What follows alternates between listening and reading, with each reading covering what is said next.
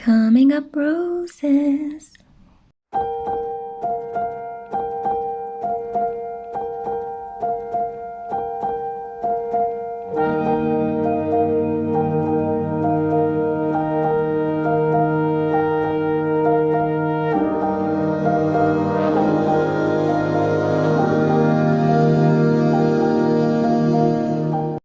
Hey crew, welcome back to the Spiritual Social. I'm Lexi, your local lightworker. I'm a tarot reader and an astrologer, and I'm very happy to be coming at you with another installment from my Tarot School series.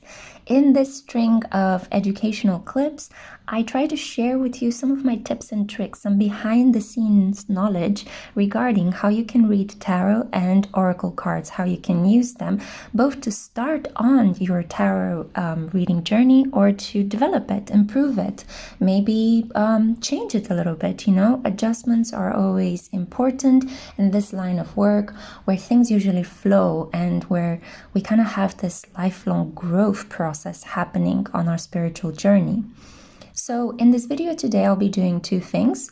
I will show you how to use the Celtic Cross spread. This is an infamously complicated spread, but I'll show you how I am using it in the hopes of inspiring you to make adjustments of your own.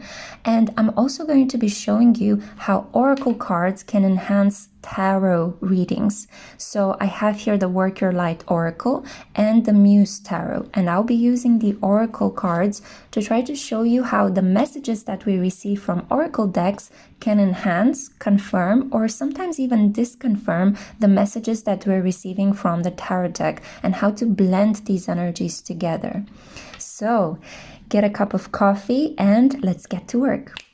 So usually the Celtic Cross spread is employed to answer a specific question, to focus it on a specific string of events that could come into play to help the querent, the seeker, find out what is happening in this particular situation. So it helps tremendously if the person that is coming to you for advice has a very clear question. Clarity in questions usually provides clarity in your reading, because as a tarot reader as well, you know how best to serve the seeker, the person that comes to you for advice or help or inspiration.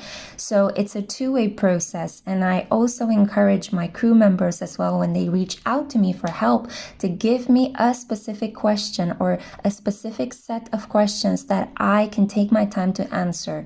Although I do agree that flow readings, those in which you just pull out cards to see what spirit has to say, can also be equally thrilling. But in matters when there is a really big important question, a decision that needs to be made, I like to provide a pyramid spread or a 9-card spread or a Celtic Cross spread for the purposes of really kind of organizing this energy and trying to funnel it to a clear answer. So usually the Celtic Cross spread begins with a question. Position 1. So what do I need to know? This is what's bothering me at the moment. Then we have position 2. Sometimes this appears in certain Celtic Cross spreads, and other times other Celtic Crosses don't really have it. I also think that position number 2, which is the limitation, the challenge to this reading, and my hair is also getting into this, sorry about that guys. Position 2 is usually the limit, the block, what is stopping you from answering this question. So it can be found in certain Celtic Cross spreads, but it's usually taken out. And I'll show you in a second how I prefer to read this as well. Position 2, yeah? Now we have here position 3, which talks about the realm of the mind. This is very similar to the crown chakra energy. It's about the thoughts, the worries, the mental processes that come into and interfere with finding a clear answer to the question at hand that we had in position 2. And sometimes position 3 shows the mental blockages that are coming into place for position 2. So the limitations could be created by the fact that what is happening in position 3 in the realm of the mind might be interfering with clarity for position 1. Now, position 4, we have here the realm of desires. What do I really want? And interestingly enough, this position is connected to the ground. You see, this is the foot of the cross, right? We are in the first panel of the cross. So this is the backbone of our situation. Our mind, the crown chakra, the realm of the divine, and our root chakra, the realm of desire, what grounds us. I wanted to say for a second ground and grind, but yeah, sometimes, we have to hustle. We have to exist on this material plane, and we need to find ways to root ourselves into certain commitments and into certain life circumstances. This is what position 4 shows, our desires. What do we crave to achieve? And both of these cards, I do need to say, can interfere and can contribute more likely to the limitation that is blocking our seeker from understanding what is happening in the situation. Now, traditionally, position 5 is the past and position 6 is the future. And potentially, the past and the future can also bring a certain blockage or limitation to what is happening in question 1. So we need to understand and use our intuition to deeply reflect and tune into the images from these cards once I flip them open to try to understand what is creating this block. Is it the mind? Is it our desires? Is it something from the past? Or is it a fear of the future? This actually, reflecting on the position surrounding our problem and our question, can actually bring you further insight into how you can best use the energies of the Celtic Cross. This is almost like a small sapphire shaped, a small crystal shaped. It's not specifically a diamond shape, but it kind of reminds me of a crystal shape. Edges, the geometrical edges that these cards are creating amongst each other, not necessarily just as above, so below, as within, so without, which is basically what the cross as a symbol represents. Okay, so once we have created the Celtic Cross spread and we understood what each position means, normally you would have another string of cards over here, either 3 or 4 cards that are showing you advice. So this would be the advice column and this is the problem column. And in the advice column, we would think about what actions could we take, position 7, position 8, what context the actions will take place within. Position 9 will talk about our hopes and fears, and position 10 is the outcome. So that's the key, the solution.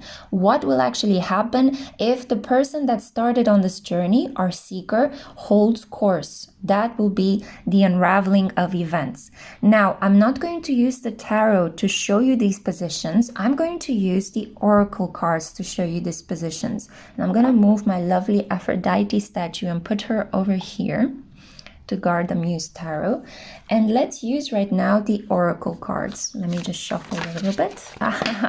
Cards are popping out already. Okay, fine. Let's take these 3 then. Thank you. So Spirit is here. It wants to lead. It wants to take reign of the situation. And we're just going to allow it. We're going to allow things to happen because it's beautiful when they just pop up and they surprise us. So you see here we have 3 positions. So I'm going to eliminate the context of action. We have the action, our hopes and fears, and the outcome. Now, you can actually use this beautiful spread in whichever way you want. You see me doing adjustments all the time.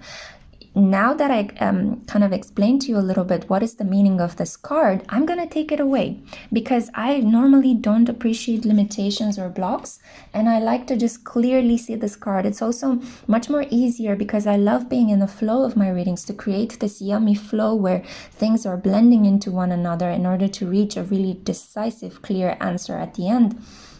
I also like to have this card unblocked so that I can flip it open. You guys know I have a pretty unorthodox way of reading tarot. If you've been with me for a while here on this channel, blocked cards, reverse cards to me are just blocked energy, and I like to use my transmuting skills as a Pluto in the first house in Scorpio, strong energy of transmuting negativity into positivity. So I like to apply that energy of mine onto the tarot cards and just do the readings as I see them fit, as they fit with my life experience, with my intuition, and with my astrological chart, with the energy that is already present within me due to all of my chart rulers and the positions of the houses. So this is just a small tidbit as to how you can make a reading your own, how you can make creative adjustments. And this is why it's so important to trust your intuition, because then you know how to make a reading your own. A reading, a tarot reading, is 50% the material at hand and 50% the personality of the reader, the energy that the reader brings into it, and how we handle interruptions, weather changes, cards flipping out on the deck like that. Basically the element of surprise, how much we allow and how much we want to control. And in between these two extremes, allowing, acceptance, controlling, and managing the reading, lies the art of reading tarot. Usually you will find specific tarot spreads in booklets. Now, I couldn't find anything in the Muse Tarot because I do think that Chris Anne specifically wanted to leave us without any limitations, because she does mention here, you know, there are no rules, right? So she's not giving us spreads. But if you want to enhance your readings with specific organized spreads, have a look in the booklets at hand. So this is the booklet that I've been using to prepare for this specific installment of our tarot school, and it is the Star Spinner Tarot. In the Star Spinner Tarot, you have the spread readily explained. Feel free to pause the video here and read as well what is written here. Potentially, it could help you create your own spread. However, I do need to say that there is a difference. So the Celtic Cross in the Star Spinner Tarot looks in a distinctive way compared to the Celtic Cross that we find in the Line Strider Tarot booklet, yeah? So as you see, this is more airy. It's not as complex as the traditional setup of the Celtic Cross that we find in the Star Spinner Tarot, yeah? So again, even people that create tarot decks have their own understanding, and they use these decks in specific ways, and I encourage you to do the same, okay? Part of this journey is learning the rules and then finding out creative ways as you can break them and adjust them and change them. Okay, so now that we got into the setup, I'm actually going to dive deep into the interpretation of this reading and show you how tarot cards can be enhanced by the messages we receive from the Oracle deck. So welcome to the interpretation portion of this clip. I'm going to flip open the cards and I'm going to get into the flow of what the story is telling us about the question at hand. I haven't asked any questions, but I'm going to try to see if, based on the position of card 1, I'm going to figure out what the question might have been. Yeah, so let's have fun. Let's interpret. Position 1, Ace of Swords, the Ace of Voices. So this is clearly about communication, okay? Position 2, do you guys remember? It was the limitation. I've removed it. We're not going to deal with it. Position 3 was the mind. 9 of Inspiration, 9 of Wands. Whenever I see this card, I'm reminded by the latest installment of Blade Runner. The landscape there looks so much like the cinematography in that gorgeous movie. Anyway, that short tidbit aside, position 4, we have 5 of Voices. So 5 of Swords. Remember the positions. So this was talking about our mind, the crown chakra, and this about our desires, the root chakra. Now we have here position 5, the past. The past is really coming into this. Did you see how the cards kind of pushed into each other? So there are some issues here, some burdens carried from the past. And we have here the 7 of Cups, an emotional burden that is interfering with our querents or our seekers' capacity to speak up. Let's see, what is the future? So we have here position 6, the Magician, finding the confidence and strength to genuinely proceed forward in life. Okay, so I see here that our seeker is a little bit overwhelmed by their desires, by their emotions. They've been carrying some emotional baggage that is really kind of making them not think clearly, not see the blessings at hand in their reality. I feel that this person feels that they are in some way they don't have all the material, physical, emotional resources because the magician is in the future. So the seeker is not yet aware of the power that they have. The magician is always a power card. Yeah, it can represent any astrological sign, and it is a force of nature. So the seeker is not yet aware of their power. And it's because something from their past is dragging them down. The Seven of Cups, you see here, Pisces energy, Neptune. So there is something here, a confusion regarding not having spoken on their feelings in the past. This has created a lot of tension in their mind. The Nine of Wands is the card of having to put up a resilient facade, feeling so tired, so drained by all the events in our lives, but still needing to defend yourself, still not wanting to give up and back down. I love this card. It shows so much fortitude that even almost on the brink of despair, we still continue to push forward. We still continue to act even though we are tired, because if you think about it, the Nine of Wands is coming almost to the cycle of the Wands journey. There was so much energy with the Ace of Wands, and by the time we reach the Nine of Wands, we've been doing so much that it's almost leading us to a state of exhaustion. And there comes the Ten of Wands, which shows dropping the burden, having to no longer carry the karma of our actions. Because the Nine of Wands is that point of completion in our journey when we understand, I've been acting so much without taking into account my emotions, and thereby I've been creating karma. And my soul is heavy now, my mind is plagued, my conscious, because this is the position of the mind, as I said earlier, is plagued with the consequences of my actions. Nine of Inspiration. Inspiration is the element of Wands, fire energy, action. Yeah. So this person is really needing to come to terms at the moment with how to reflect on their emotions in order to create this wonderful new communicative start in their life. They need to talk to someone. They need to speak their mind. They need to give a piece of news to somebody in their life. You see the purple in her hair. This also talks about the development of the crown chakra. So this person is learning how to become more mental. I'm feeling here that this could be a person that has, for example, a south node in Sagittarius. So their comfort zone is acting, taking action, being wild and unrestrained, and their north node, so what they are growing into in this lifetime, is in Gemini, which is all about how do I reflect on my actions to control my wild nature better.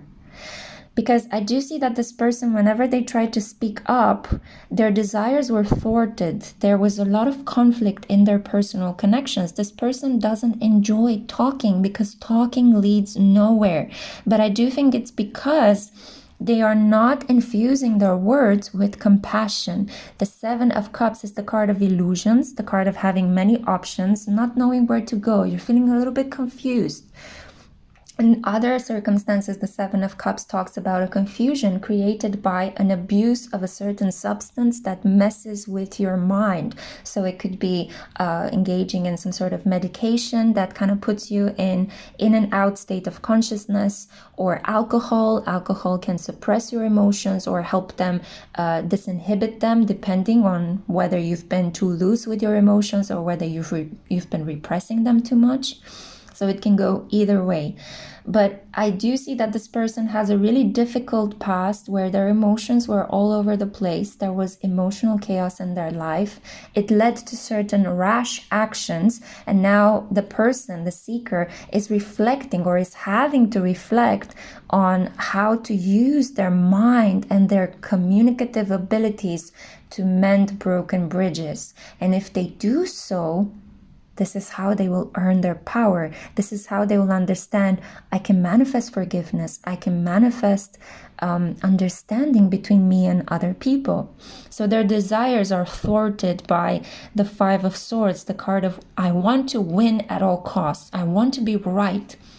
I do think that this person has a very trigger-happy personality. So this can be, for example, a person that is easily triggered by other people's words into action. And this is how they keep creating karma. They need to understand that I have to hold still. This is the backbone of our Celtic Cross. I have to hold still and combine my actions with my mind. There needs to be some alignment coming between my words, my emotions, and my actions. And this is how I can place myself on a new way of thinking about who I am, a new way of speaking about who I am. This is what the Ace of Swords represents.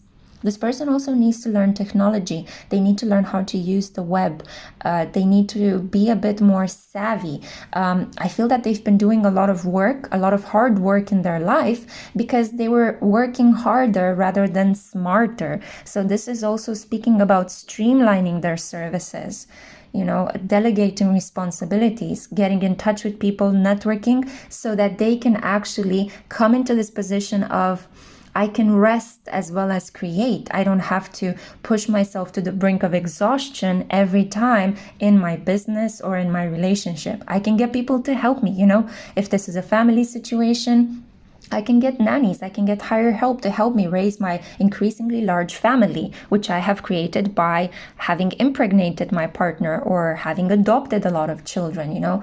Action, again, the consequences of our karma, the action that we create. Because basically karma is, very briskly put, the law of consequence. For whatever we do in this lifetime, there is some sort of a string of events that is created. It's not about being in a negative loop, because we can create something very beautiful that leads to our dharma, so the path that is unfolding in front of us and the rewards for our good actions.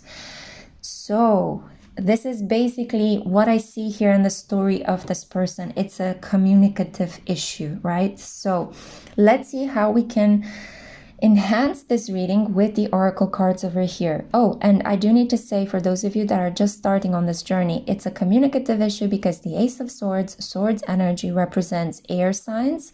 Air signs in astrology are Gemini, Libra, and Aquarius, and these are primarily the signs that represent mental energy, facts, knowledge, writing, reading, creating books, using technology to chat with other people, transmitting goods and information around politics, news, philosophy. This is what these signs are concerned with.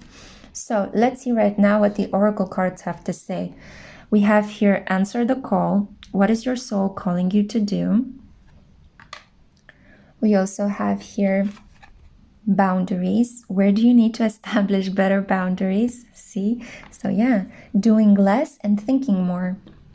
That's basically the first thing that came up. And then we have trust the niggle. What is the niggling feeling trying to tell you? Okay, so you remember that we had here the action that needs to be taken. And then we had here the hopes and fears, position 9. So this is position 8, the action, position 9, the hopes and fears, and position 10, which is the outcome. So the outcome seems to talk about intuition. This person really needs to blend their mind, their thoughts processes with their impulsiveness, with their desire to act, with their desire to live life in the present to such an extent that in the past they were not, they were creating a lot of chaos in their life, you know. But now here comes a point where they need to reflect on what is happening. So I see here with position 8, the action that needs to be taken, answer the call. What is your soul calling you to do? It's basically this person needs to dive deep into the waters of their emotions. They need to reflect on their past relationships, on how people made them feel in their personal connections, and what was their part in how other people made them feel. And by doing this introspective work, this person is going to come out of this experience much wiser, with a more calm demeanor and calm approach to their personal relationships. We have here in the realm of hopes and fears, boundaries. This person, it's interesting because it's hopes and fears, right? You might think that they're contradictory things, but no, hear me out. This person fears being limited.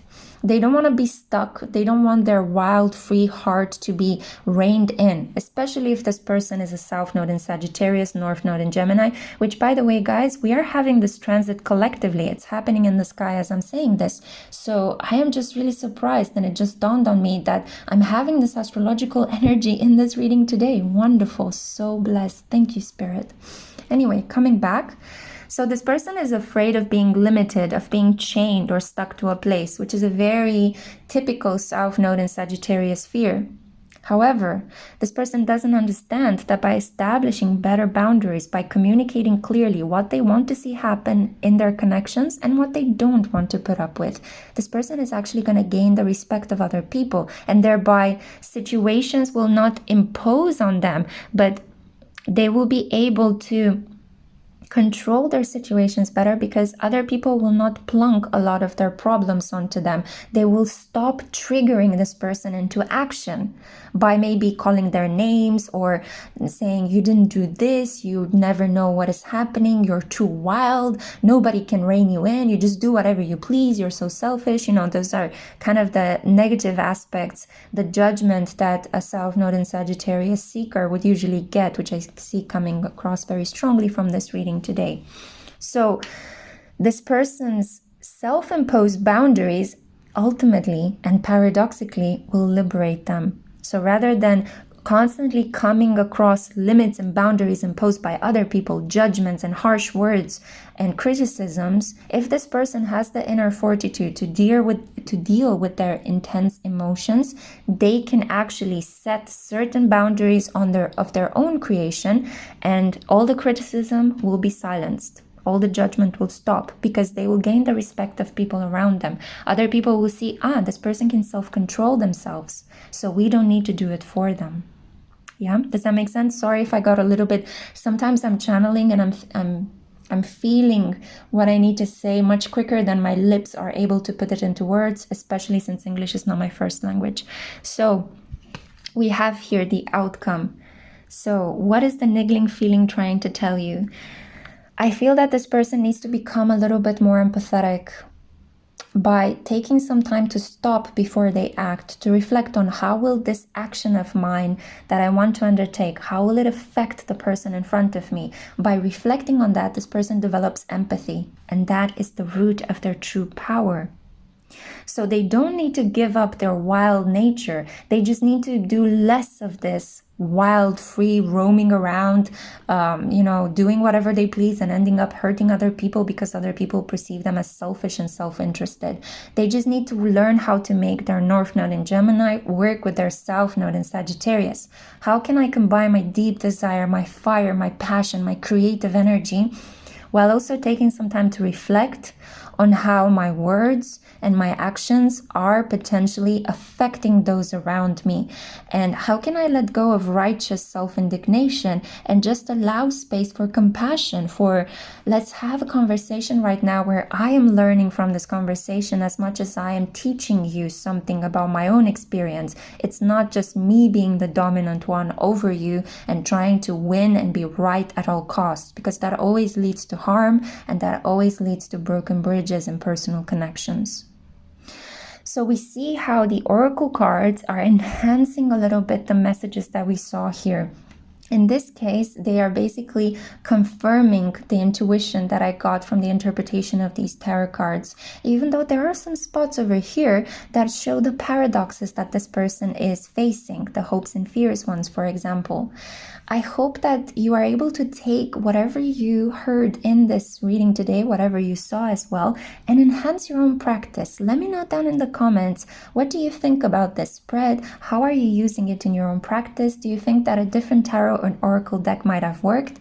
I do have tarot and oracle decks that are paired. For example, the Cecoli Tarot and the Cecoli Oracle, the Santa Muerte Tarot with the Santa Muerte Oracle. However, those oracle decks, the Santa Muerte and the Cecoli one, are infamously difficult to read. You have to learn the booklet first before you can interpret the oracle cards, and you can just go with the flow and be creative about the imagery that you see in front of you. So I'm taking my time learning them in the spirit of deep study, and as soon as I get them as soon as I feel confident that I can use them in these readings for you here on YouTube, I'm going to create another clip.